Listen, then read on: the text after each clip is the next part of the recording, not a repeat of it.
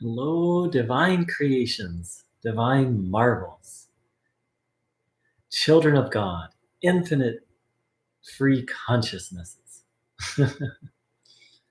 Thank you so much for dropping by this video. And I'm moved to tears. There have been some really heartfelt comments left on my channel, and I'm so joyful to be receiving these comments, and I'm so joyful that I'm able to contribute to other people's journey and contribute to other people's healing journey. So thank you. This comment says, I responded to someone and they said, thank you for replying. I was a little concerned you might be upset with what I said. This person basically gave me some feedback, about sometimes when people leave me comments, I've responded in a very fiery manner, and sometimes being upset. So him being concerned about me being upset is logical. I admire your courage and strength in doing your videos. Just a little about myself. I'm a dualist at this point in my journey. And so it's interesting, a dualist is someone who says that there is some distinction between God and world, between God and self, whereas Advaita Vedanta says no difference. Any semblance of difference is an illusion. So just to define some terms, I mean this in relation to my life as a human in this realm in Indian philosophy. And my journey and my primary inspiration would be Patanjali, the Yoga Sutras of Patanjali. Oh, and the Yoga Sutras. But my path is very much my own and drawn from within. I'm not following any teaching or guru other than my own intuition. Also, I am recovering from my own struggles and traumas, so I'm still a beginner. Beginnings can take a long time. Thank you so much for this share. And so I just feel moved to say, I'm just going to respond as me. I'm not a guru. I'm just a person on the path who has some intellectual knowledge and some experience of the truth, of lack, of what happens when the ego subsides. And then I have experience on this navigating healing journey from false teaching. So that's where I'm coming from, is not as a fully enlightened being at all. So first of all, the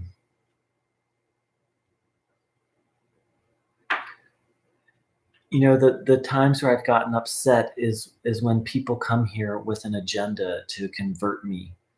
And I love when people disagree from a respectful place. But when someone comes out here saying, self-inquiry is enough, you are so full of ego, like, that's not the way to have a dialogue.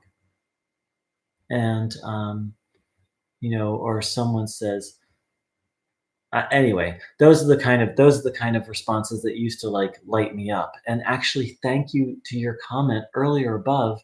You offered some so for those who don't know, so this person wrote before, you seem to be generally upset by some comments, but really that is just the way the world is. People have all kinds of ideas and opinions about spiritual matters because people are all different kinds of levels and stages in their lives and spiritual development. There's nothing you can do about that. There will always be people at every stage of life and spiritual development in this world.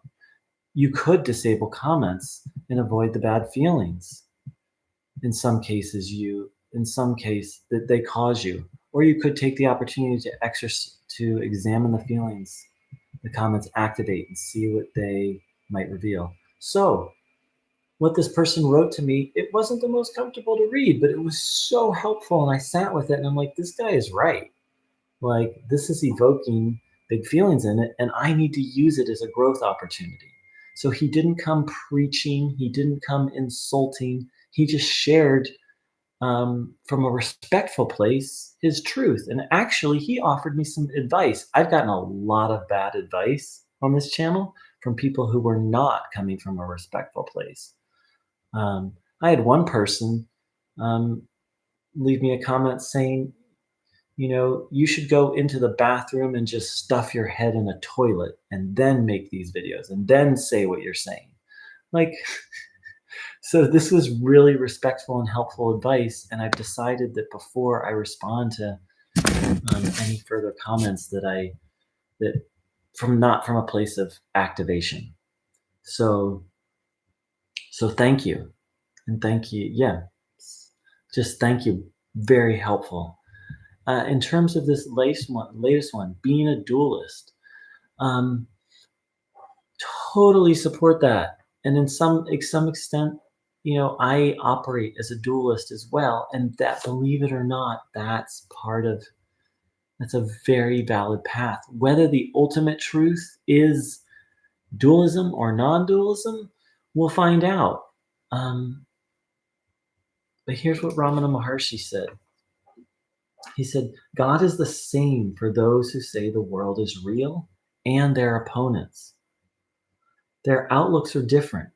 You need not enmesh yourself in such disputations. The goal is one and the same. Look to it. Not real is tied in to the question of dualism and non-dualism. The dualist says, hey, the world is real. It's a creation of God. Sure, it's not eternal. Whereas the non-dualist says the world is not real and there's no separation between the two. The way I operate day to day right now is as a dualist. I say, thy will, not mine, be done. What would you have me do? How can I serve you? Because I'm focused on karma and bhakti yoga right now. Having tried, realizing jhana yoga isn't for me. And it's working so well, who knows if I'll ever pick up jnana yoga again. But that's not so important. What's important is what's working for, and as I've said, there are different schools of Vedanta. Advaita, non-dual, is just one school. There are Vedanta schools that are strict dualists. My favorite Vedanta school, which I actually on a heart level resonate with the most, says that the world and God, the self, the individual and God are one yet separate in a way that's inconceivable to the logical mind. That was by Chaitanya Mahaprabhu. That's the one I resonate with the most. I was just introduced to Vedanta via Advaita Vedanta, and that's another part of what this channel is about. Is I was told over and over, Kalika, namaste. I was told over and over and over that Advaita Vedanta is the highest truth, the supreme truth, that all paths lead to Advaita Vedanta, so forth and so on. The thing is I was told this by people who are not fully awake. If I sat in Ramana Maharshi's presence and he looked me in the eye and he's like, hey, Advaita Vedanta is the ultimate path. That's that dude has the right to say something like that. He was a living embodiment of God, whether you think he's an avatar or not. Some people do, some people don't. But he lived what he taught. There was no, he didn't get up and give talks. He was what he shared. And so from someone like that, I'd be willing to sit down and listen. From someone who gives up and gives talks and makes a lot of money and then says, oh, by the way, what I'm teaching is the ultimate truth. From my point of view, they have no right to make a statement like that. If they're making their money, if they're making their living off what they're teaching, and they're not a full embodiment of it, they don't, I'm starting to get a little they don't that's it's not right.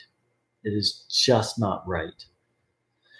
So, and about being guided by yourself, here's what Ramana Maharshi has to say. The self is a powerful hidden magnet. It draws us gradually to itself. So whether you're an Advaita, and from a dualist point of view, I would just say God is a powerful magnet. It draws us gradually to itself. So to me, it is so beautiful that you're being led from within. And um, and to me, that's God. Whether we call it the self, whether we call it Ishwara, the creator of the universe, you are being led by something holy. According to Ramana, we're all being led by something holy. And so just keep following it. And listen to listen to jokers on YouTube like me, and see if what I say resonates and helps. And if so, great. And if not, then ignore it and go hang out with. I occasionally still go to, even though Advaita is not my primary path right now, I still go to Advaita satsang, and I there's things I resonate with and things I don't. And what I most resonate with are people like, I have a friend who reminds me of Ramana. That he is very dedicated to self inquiry, but he's also very dedicated to bhakti. And I'll say to him sometimes, like, God, self inquiry just doesn't resonate for me. I feel drawn to surrender. And he just says, and then he just switches, and he just says, surrender to the Lord is, I'll just tell him about a personal problem, and he'll say, let's turn this over to the Lord and um, ask him to help. And so that's what I actually most resonate with, are those people who can talk about non-duality and um, talk about non-duality. Got a comment from Kalika. It felt so interesting and amazing how our individual tendencies towards realization within the details of our lives intersect and connect in such myriad ways. I um, am a theater practitioner and came to, oh, it's not a complete comment yet. So let's see if I have anything else to say. Just thank you for your beautiful comment, and thank you to everyone. What's starting to develop in this channel. It's really nourishing me, and I'm grateful to hear it's nourishing others. And that's the beauty of, that's why the last couple of videos I've cried, because there is this interaction happening, Kalika, between people who are resonating with what I'm saying, and I'm resonating with what they're saying, and it's just beautiful. It's very beautiful to me. Thank you so much. And thank you so much to the person who I'm responding to is David. And thank you so much for your suggestion to use um, the emotions that were being evoked in me as a self-reflection. And I'm very open to respectful disagreements with what I say and respectful feedback. I feel cautious with I'm not looking for advice. I have plenty of teachers and mentors and support people in my life, and I'm open.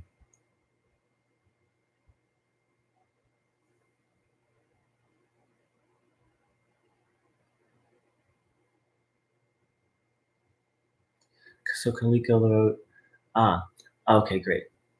I find it so interesting and amazing how our individual tendencies towards realization within the details of our lives intersect and connect in such myriad ways. I am a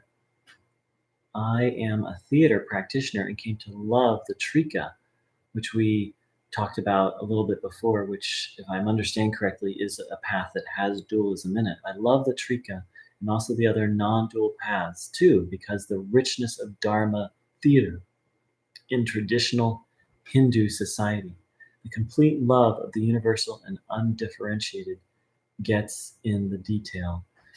So that's the thing is we're Westerners picking up a path.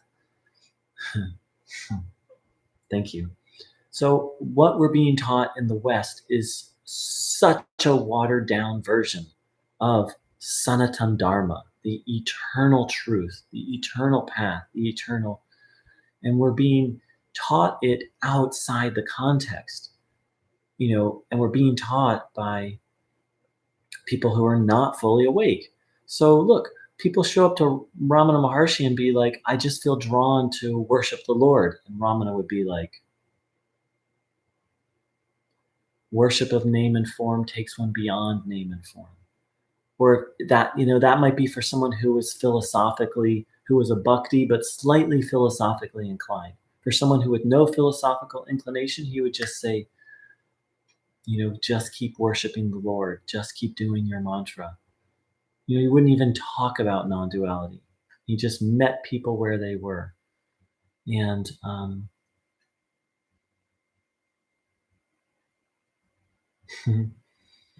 so,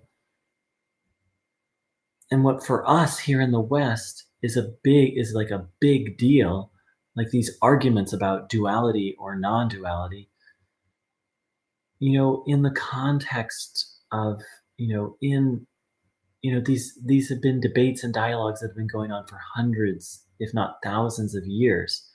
And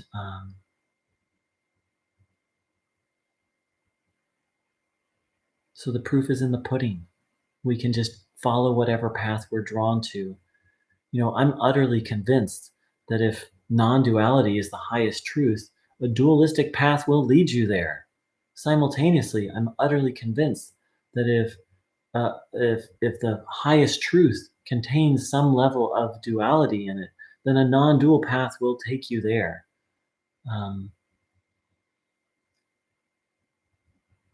Because I really feel that whether you call it the self or God, it is a hidden magnet that's drawing all of us to it. You know, dualists say, hey, non duality is for those people who can't really believe in the love of God and can't believe that God has a personality. Um, and that's what dualists say about non duality. And non dualists say about duality, hey, those who are into bhakti and having a relationship for God, they're just not ready for the ultimate truth. I don't know which is true. I'm just a guy on the path doing what you're doing, David, following my heart.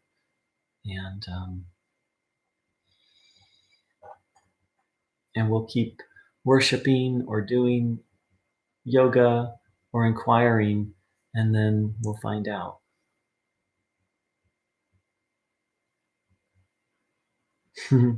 Thanks, Kalika. Yeah, I'm feeling into. I'm going to reach out to you in magic. So thank you. Thank you so much for your comment, and David, and thank you so much to what's emerging on this channel. Take care. Much love. I think there's one. I think that actually there's one more thing that wants to be said, which is. Um,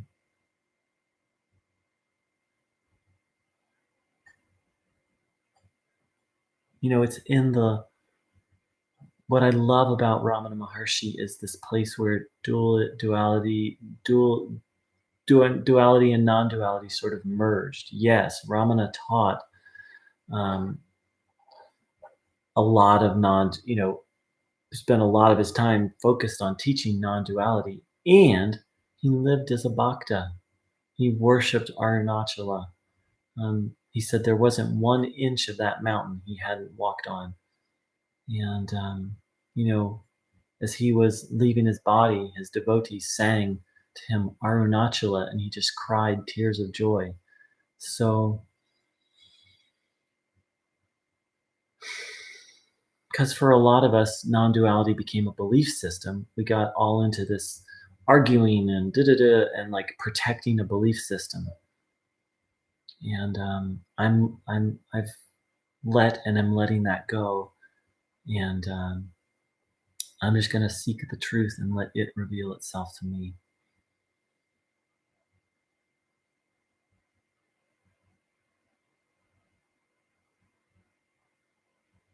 Mm. Thank you so much, dear ones. Take care.